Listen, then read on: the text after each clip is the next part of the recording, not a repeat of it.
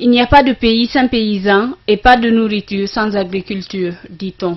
Si la Guinée est un scandale géologique, elle est aussi un scandale agricole au regard des potentialités qu'elle détient à travers la diversité de ses terres cultivables et l'hydrographie de sa nature. Divisé en 4 régions naturelles, le pays connaît des climats variés, adaptés à toutes les cultures et à toutes les saisons. Chacune de ces régions possède ses propres caractéristiques, mais dans l'ensemble, elles disposent toutes de dizaines de milliers d'hectares de terres cultivables. Une préoccupation pour les paysans aujourd'hui qui disent ne pas posséder de moyens pour mettre en valeur toutes ces superficies. Nos terres sont là, elles doivent être mises en valeur et nous ne pouvons pas le faire. Seulement le gouvernement a les moyens. Selon des statistiques, 80% de la population guinéenne vit principalement de l'agriculture. Toutefois, la production reste insuffisante par rapport à la demande, ce qui oblige l'État à importer chaque année des tonnes de riz. On confond l'économie rurale à la statistique agricole,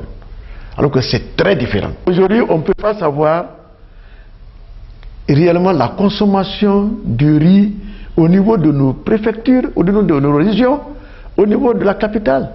On ne connaît pas.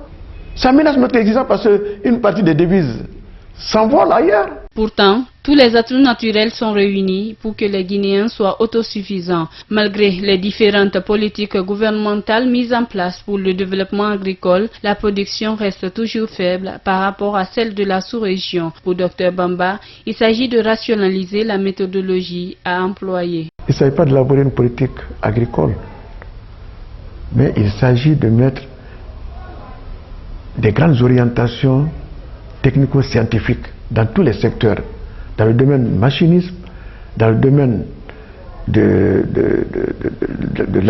l'agronomie en général, c'est-à-dire l'agropédologie, l'agrochimie, en économie rurale. Il faudrait nécessairement que